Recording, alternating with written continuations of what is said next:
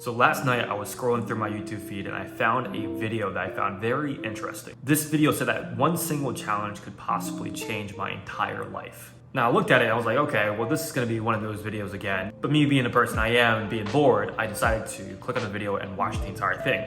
Now what was that challenge? It's called a dopamine detox. Now chances are you probably have already seen a dopamine detox, whether it be on Facebook, YouTube, TikTok, all of this. But what exactly is it and does it actually work? Now there's no set way of doing a dopamine detox, it can vary for everybody, but in this video I'm going to give you a few examples of what that could look like.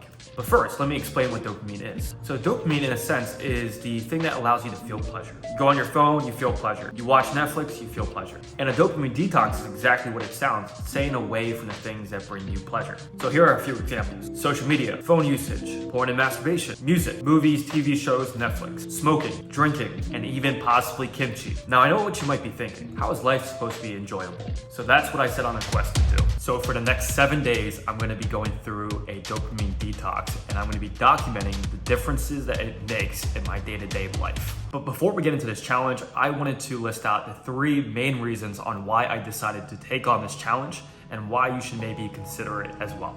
Now for reason number 1, have you ever sat down and scrolled on social media for hours on end with your phone and just going through the day as if nothing mattered? You can go through this dark hole of going through TikTok videos, Instagram Reels, YouTube videos, and just passing on the day. And quite frankly, I do that pretty often, and I find that I am being lazy and I'm wasting time that we have in life. Now, this continuous act of going on our phones or watching Netflix or watching TV shows is definitely pleasurable. I mean, no one can argue that it's not a good time, but is it the best use of our time? When I look back at my screen time and looked at the amount of time I was using on social media, I realized that I could be using that time towards something better. And the real things that bring purpose, that bring fulfillment, that bring happiness within myself doesn't align with a lot of the things that creates dopamine. So by mindfully deciding not to do dopamine for the next 7 days, I'll be training myself to become more focused, more present, more attentive to the things around me. So the second reason on why I decided to take on this challenge is that when I am not on my phone and I'm not able to do things that bring me dopamine,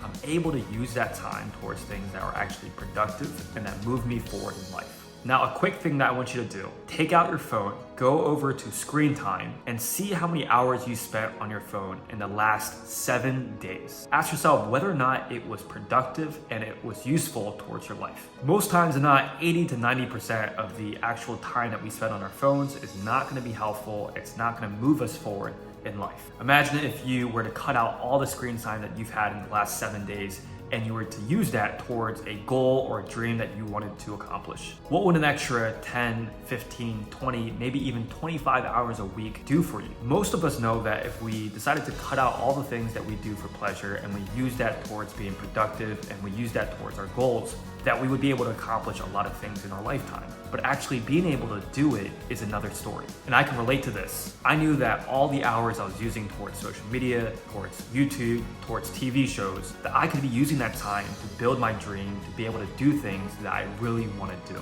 But I found myself that oftentimes I was just distracting myself and procrastinating on what I actually wanted to accomplish. And so this is the exact reason on why I decided to commit to this challenge for the next 7 days. And the last thing I'll add here is that I believe that we all need reference points. If you never know what it was like to be able to do a dopamine detox for 7 days, you'll never be able to tell whether or not that will actually benefit your life. You might go the 7 days of the dopamine detox in this challenge and find out that it's actually way better and your life is way more enjoyable without the dopamine. But without that reference point, it won't motivate you to actually make that change. And the last reason is that I just wanted to be more present in my day-to-day life.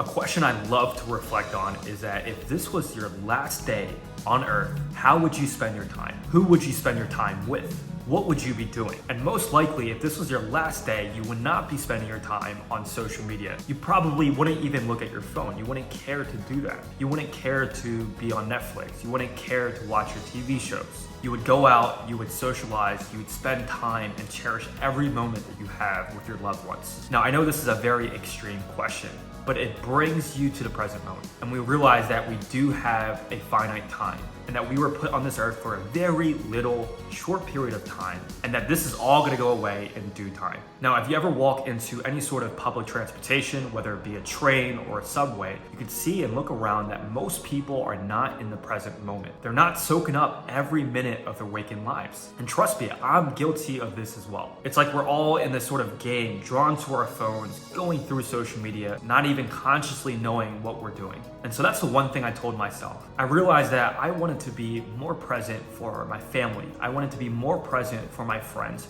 I wanted to be more present to the strangers and people that I interact with on a daily basis. And that we only have a finite time to live. And that I wanted to spend every single minute that I was alive towards something that I would find purposeful, that I would find fulfillment, that I would be able to be present in the moment right there and then. And so ask yourself, if you know that your life is gonna come to an end at some point, would you mindfully choose to do the things that you're doing now? I decided that I at least owe it to myself and the people that I love to do this challenge for 7 days to see the difference that it makes and me being more present in the moment with them. All right, guys, so those are the 3 reasons on why I decided to take on this challenge for the next 7 days. And for each of those days, I'm gonna be documenting the actual change that I feel and I notice in my day-to-day life. Guys, life is too short for things to steal and carry our attention every single minute.